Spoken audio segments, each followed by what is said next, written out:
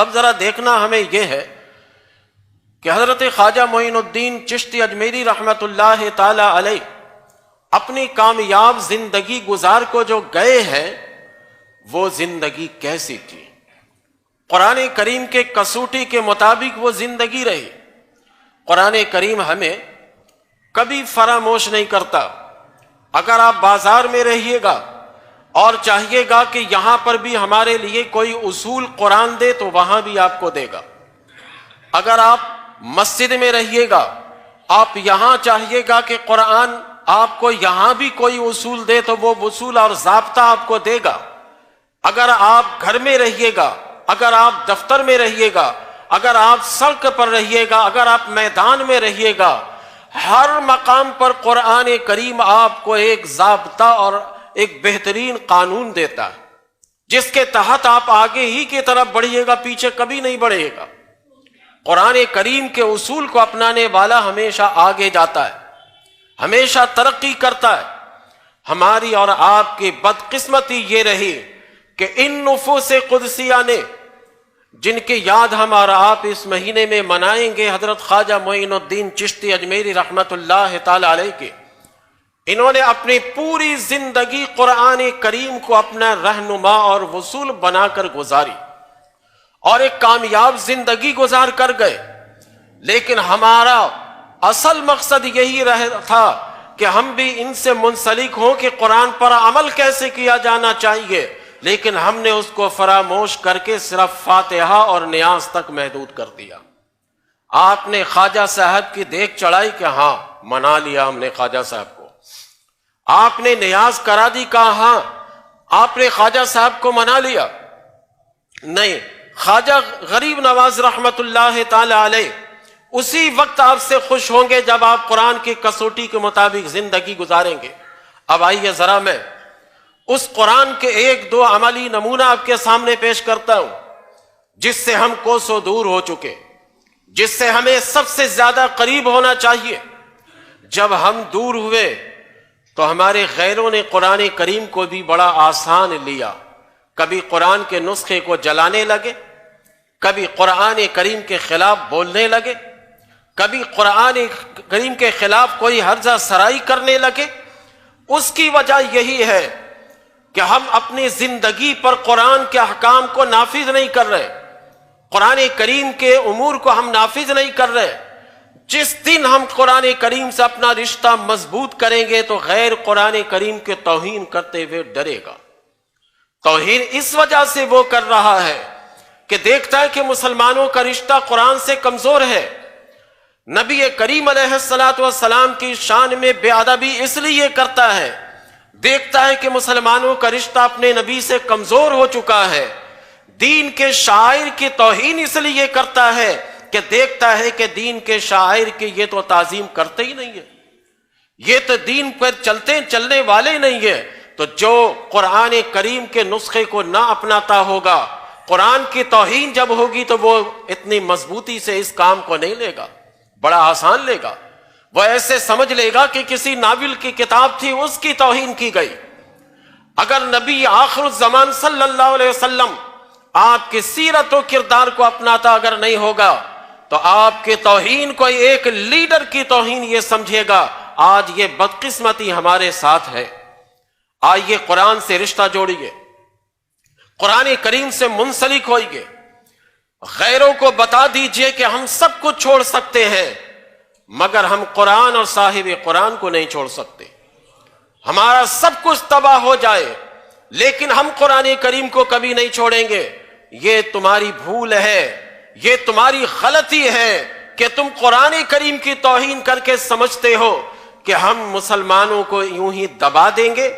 جب جب توہین ہوگی مسلمانوں کے دل میں قرآن کی عظمت اور بڑھے گی۔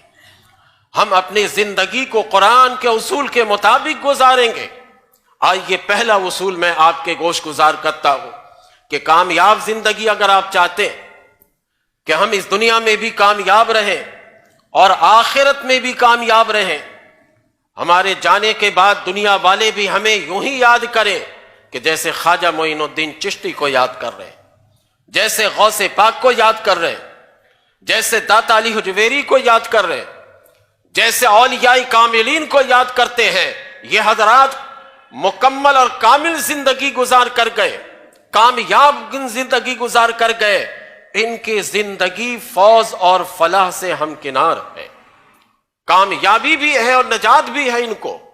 اب قرآن کریم جس کی میں نے آخر کا ایک حصہ پڑھا تھا، کامیاب کس کی زندگی ہے قرآن بتا رہا ہے، فمن زحزح عن النار وادخل الجنۃ فقد فاز۔ یہ قرآن کریم پہلے ہمیں بتا رہا ہے کہ کامیاب زندگی دیکھنا چاہتے ہو کہ کس کی زندگی کامیاب ہے، تو یہ مت دیکھنا کہ اس کے پاس لگژری گاڑی کتنی ہے، یہ مت دیکھنا کہ اس کے پاس بینک بیلنس کتنا ہے، یہ مت دیکھنا کہ اس کی جائیداد کتنی ہے، یہ مت دیکھنا کہ اس کے لباس کتنے عمدہ ہیں۔ کامیاب زندگی اس کی ہے کہ جسے اللہ نے جہنم سے آزاد کر دیا ہو۔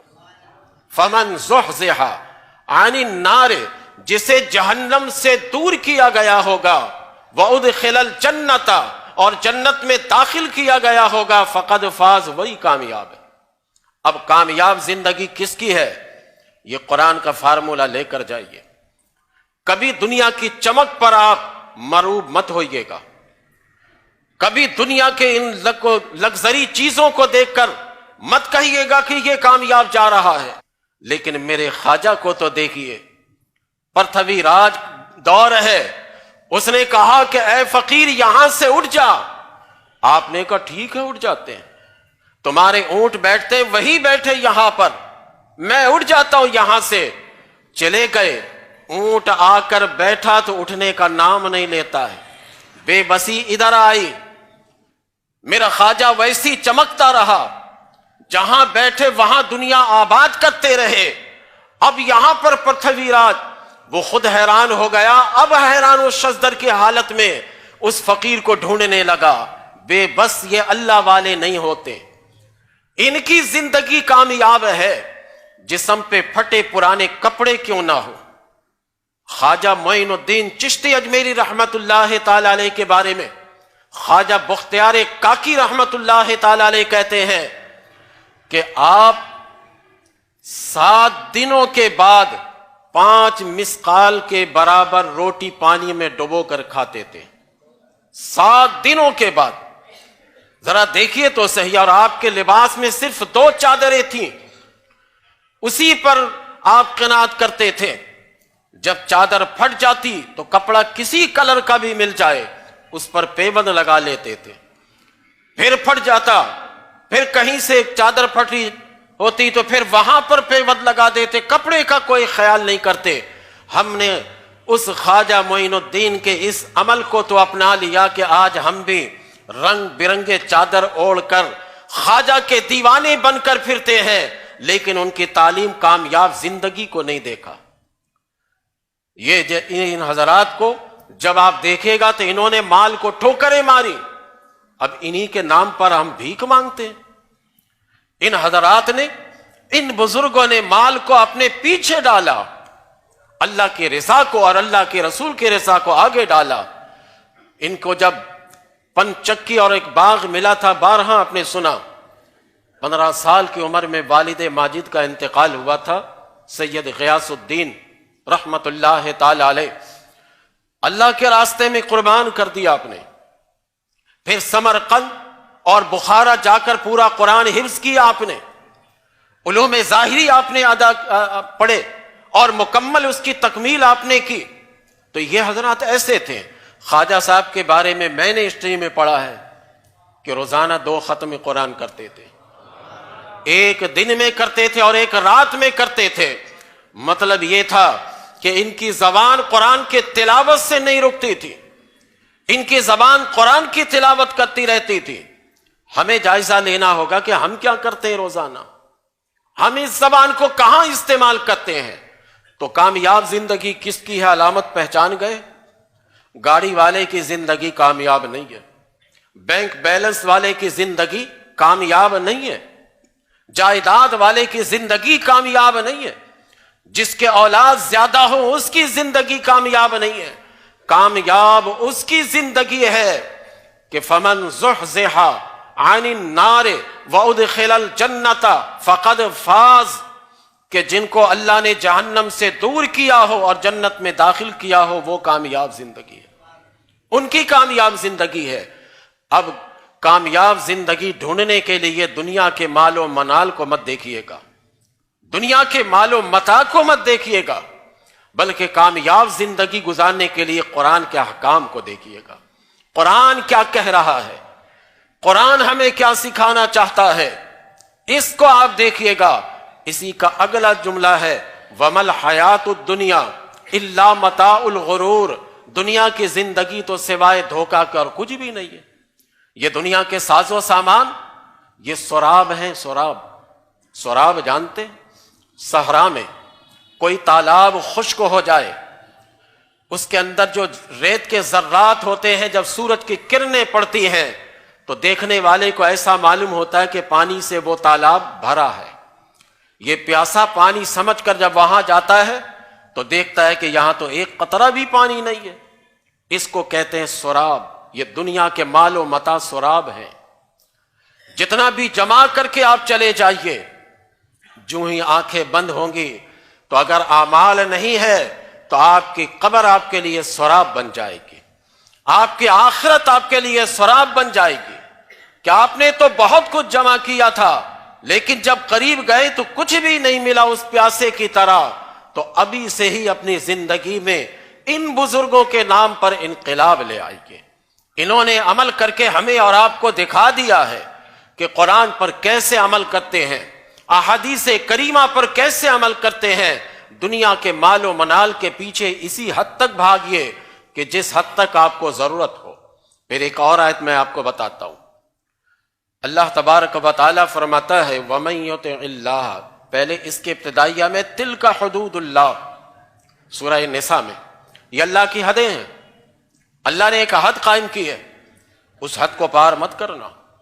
ہر چیز کی ایک حد ہوتی ہے، یعنی اس کا ترجمہ میں یوں کر دیتا ہوں تِلْكَ حُدُودُ اللَّهِ، یہ اللہ کے قانون ہیں، قانون کی خلاف ورزی مت کرنا، اللہ کے قانون کی پاسداری کرنا۔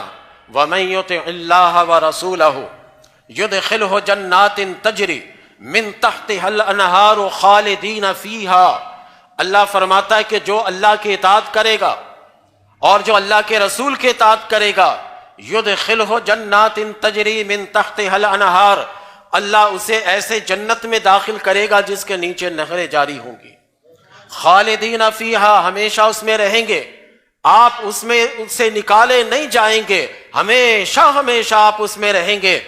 یہ ایک زندگی ہے، اس کے حصول کے لیے اگر آپ زندگی بسر کریں گے تو آپ کی زندگی کامیاب ہے۔ اس کے حصول کے لیے کہ ہم نے جنت کو حاصل کرنا ہے اور ایسے مکان کو حاصل کرنا ہے جس میں ہمیشہ ہمیشہ ہم نے رہنا ہے، کبھی اللہ تعالیٰ اس سے ہمیں نکالے گا نہیں۔ وَذَلِكَ الْفَوْزُ الْعَظِيمُ، یہ بڑی کامیابی ہے، یہ قرآن گواہی دے رہا ہے۔ وَذَلِكَ الْفَوْزُ الْعَظِيمُ، بڑی کامیابی یہ ہے۔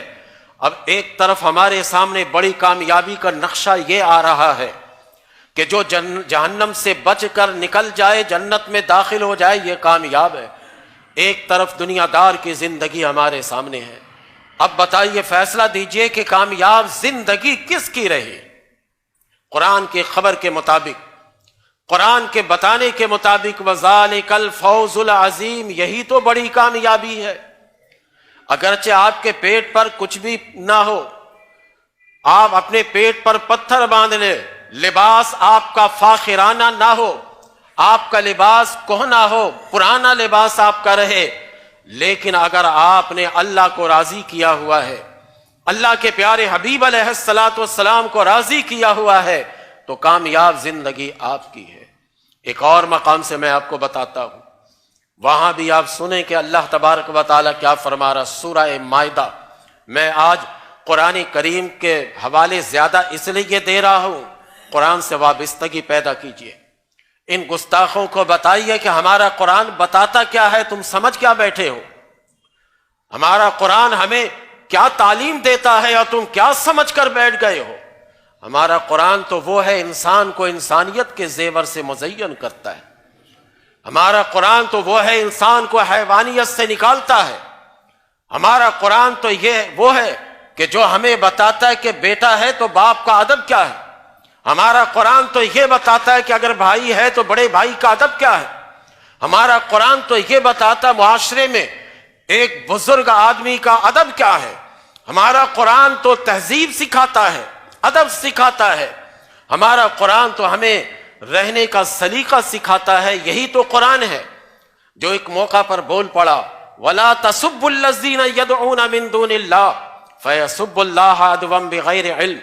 دیکھو ان معبودان باطلہ کو گالی مت دیا کرو، حالانکہ یہ معبودان باطلہ ہے، یہ جھوٹے خدا ہیں. خدا ہونے کا دعویٰ ان کو کر بیٹھے ہیں یہ، یا پھر کسی کو خدا بنا کر بیٹھے ہیں یہ. ان کو بھی برا مت کہو، یہ پلٹ کر تمہارے خدا کو برا کہیں گے. ہمارا قرآن تو تہذیب یہاں تک سکھا رہا ہے، یہاں تک سکھا رہا، حالانکہ یہ کسی مذہب میں بھی ایسا نہیں ہے.